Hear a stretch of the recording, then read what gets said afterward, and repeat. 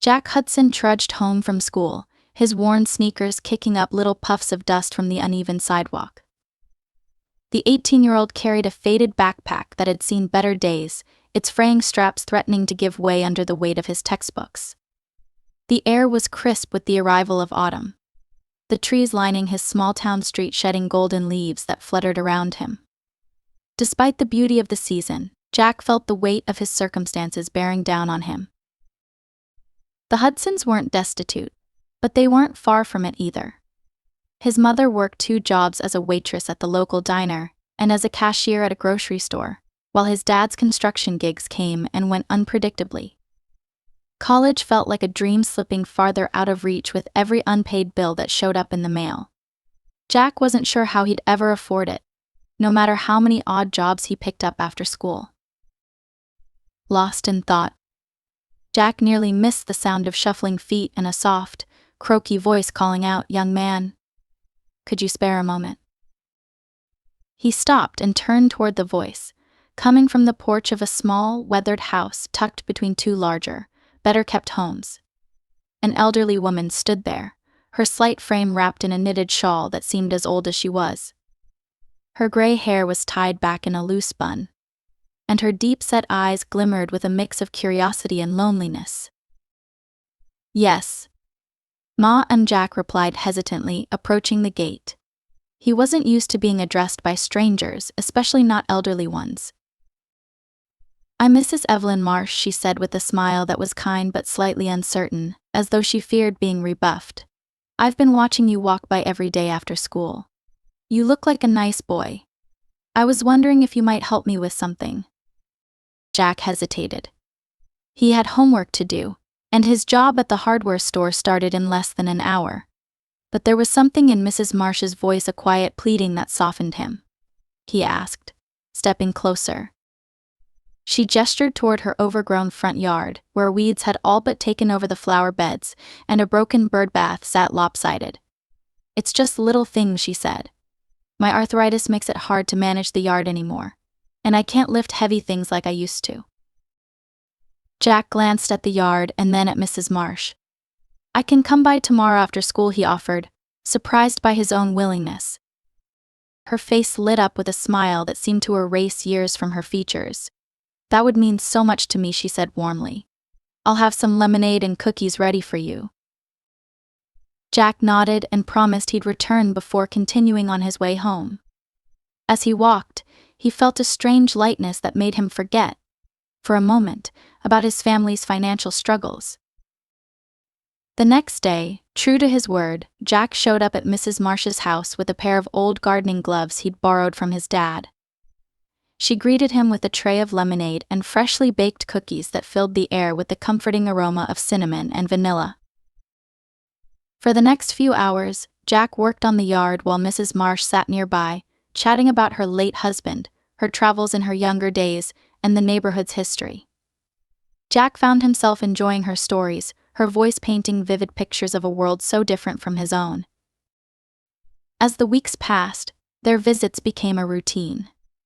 Jack helped her with various chores, from trimming hedges to fixing a wobbly chair leg. In return, Mrs.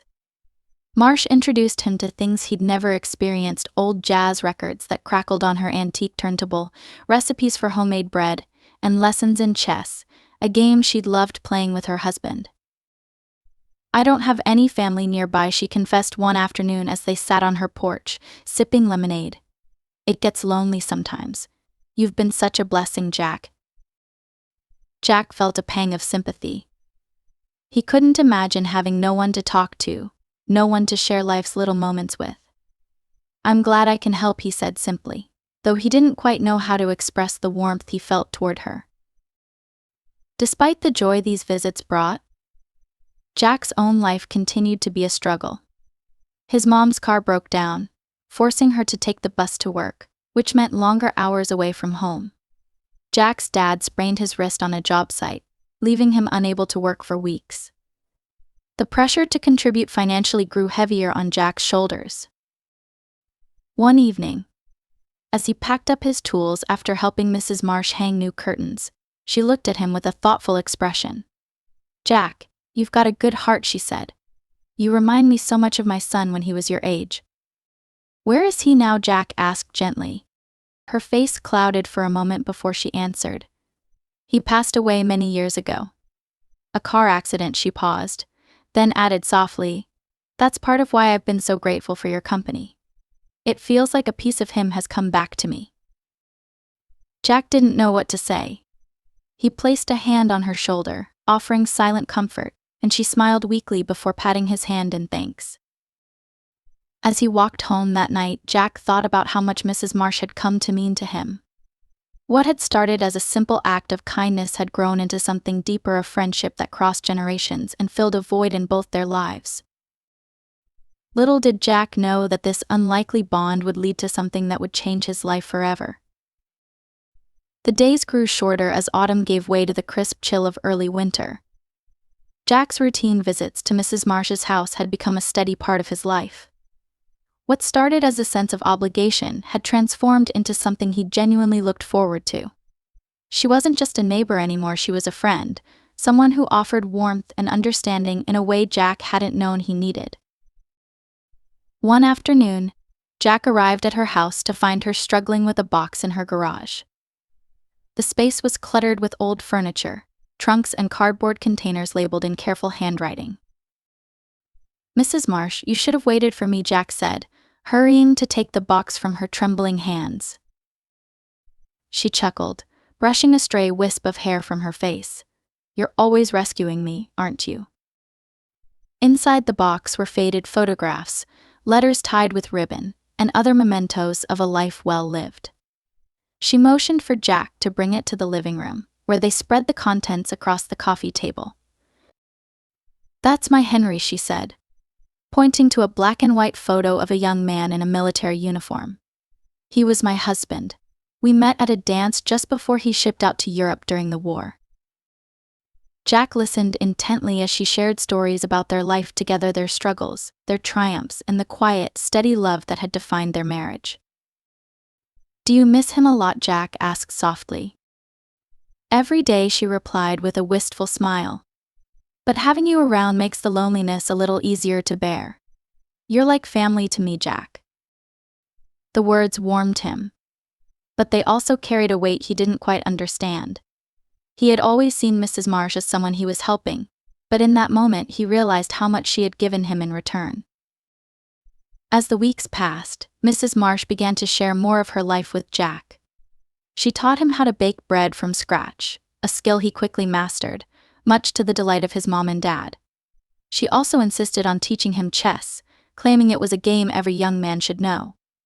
Jack, who had never thought much of strategy games, found himself surprisingly captivated by it.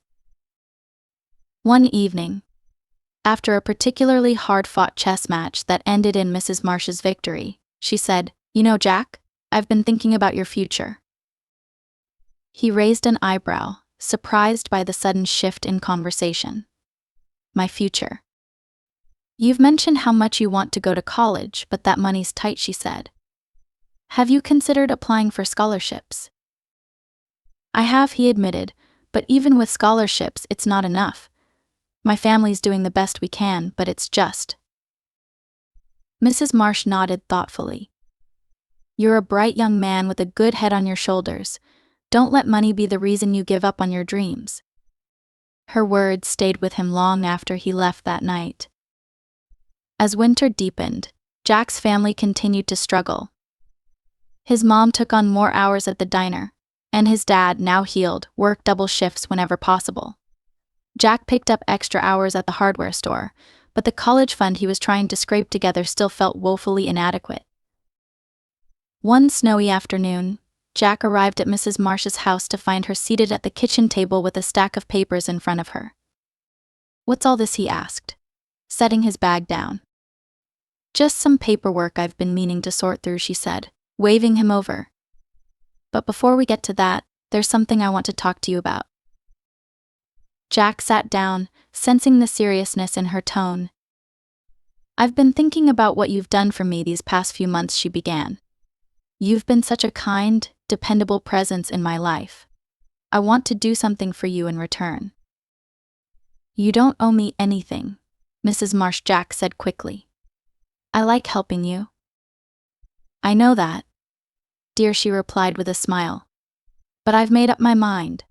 When the time is right, you'll understand. Before Jack could press her further, she changed the subject, asking for his help with a few errands around the house. Though he was curious, he respected her privacy and didn't push the matter. Over the next few weeks, Jack noticed small changes. Mrs. Marsh seemed busier than usual, often preoccupied with phone calls and paperwork. Though she didn't share what she was up to, she reassured Jack that everything was fine. One snowy morning in January, Jack received a call that left him stunned. It was Mrs. Marsh, her voice warm and cheerful on the other end. Jack, can you come over after school? There's something important I need to tell you. The air buzzed with anticipation as Jack finished his classes and made his way to her house. Little did he know, his life was about to take a turn he could never have imagined. When Jack arrived at Mrs. Marsh's house that afternoon, the snow crunched under his boots as he walked up her front steps. Her home looked as it always did, the porch light glowing warmly in the early twilight. But something about her invitation had left him curious and nervous. She opened the door before he could knock, her face alight with excitement. "Come in, Jack, come in," she said, ushering him inside and taking his coat. The living room was as cozy as ever, the fireplace crackling and the smell of her famous cinnamon cookies wafting from the kitchen. But on the coffee table sat a stack of envelopes and papers, the sight of which immediately set Jack on edge. "Mrs. Marsh, is everything okay?" he asked, sitting down on the couch as she gestured for him to. "Everything is wonderful," she said, taking a seat across from him. Her hands rested lightly on the stack of papers, and for a moment she seemed to be searching for the right words. "Jack, you've been such an incredible help to me these past few months. More than that, you've brought joy back into my life. You've given me a reason to look forward to each day." He shifted uncomfortably, not used to such heartfelt praise. "I've just been doing what anyone would do," he said.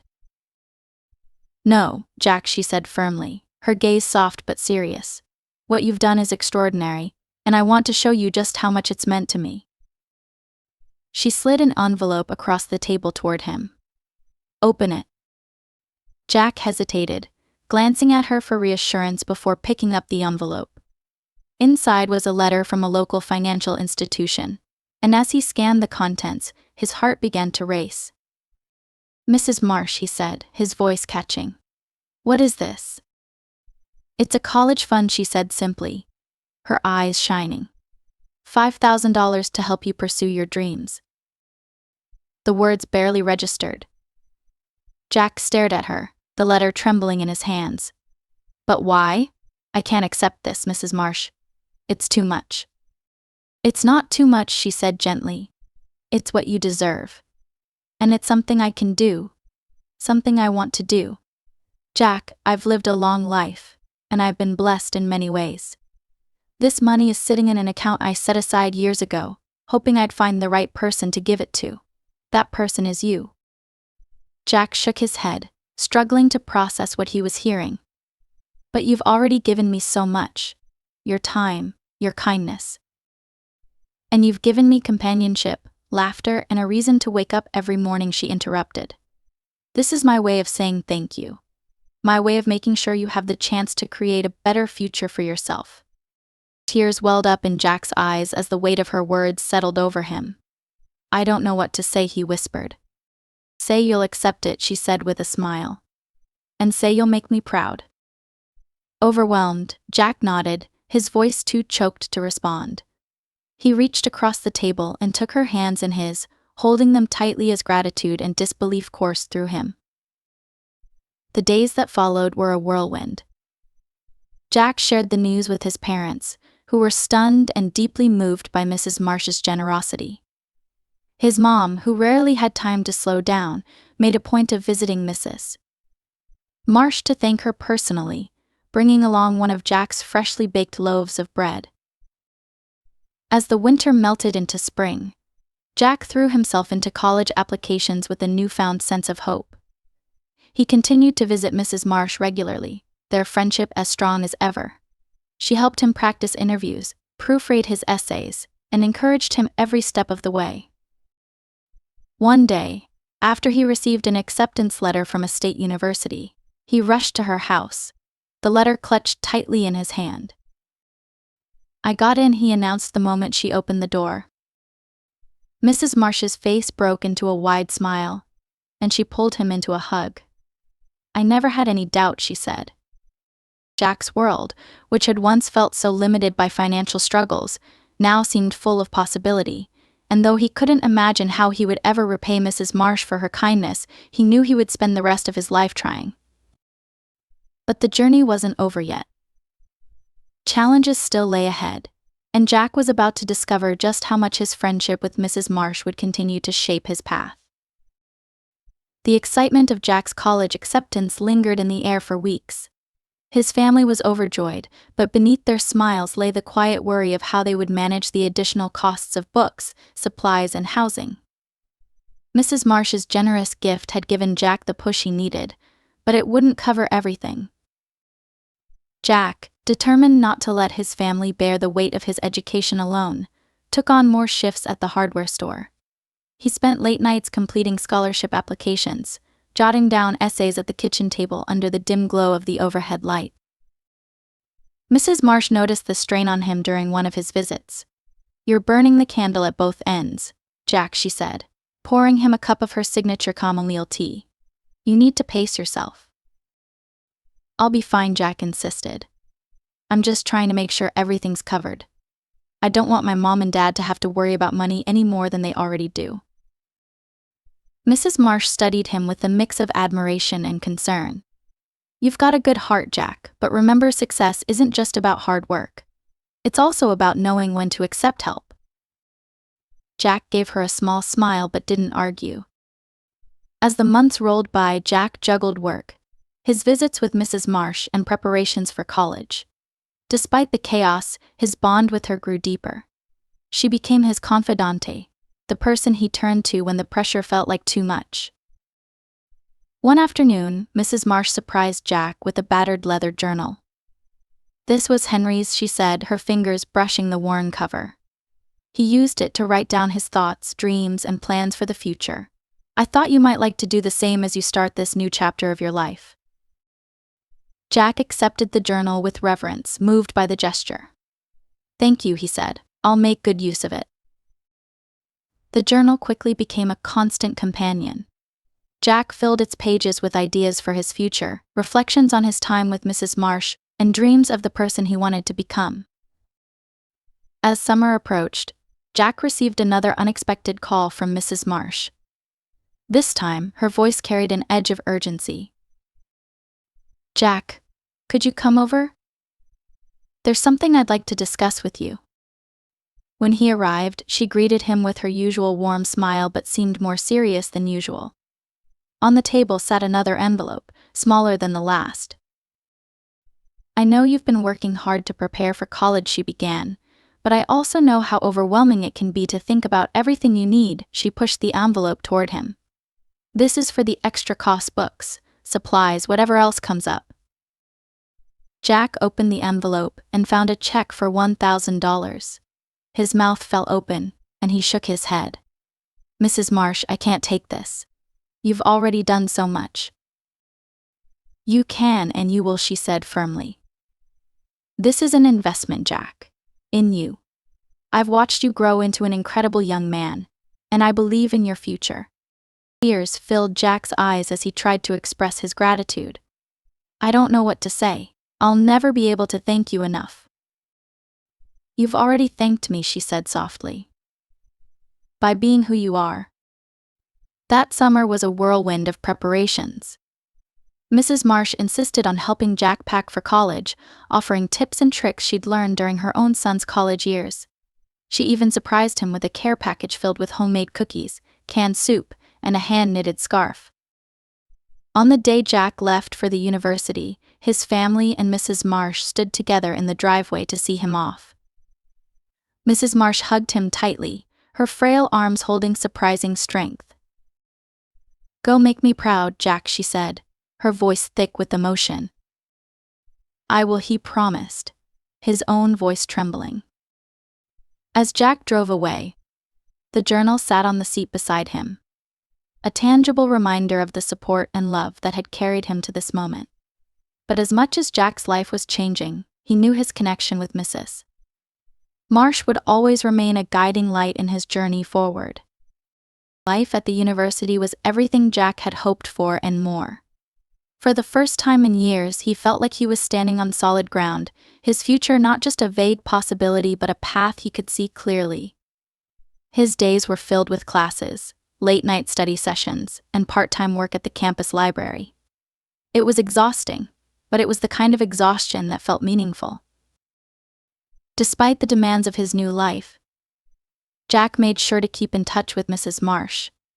He called her at least once a week, filling her in on his classes and new friends, and she, in turn, regaled him with updates on the neighborhood and stories from her past. "I miss our chess games," she admitted during one call. "Me too," Jack replied.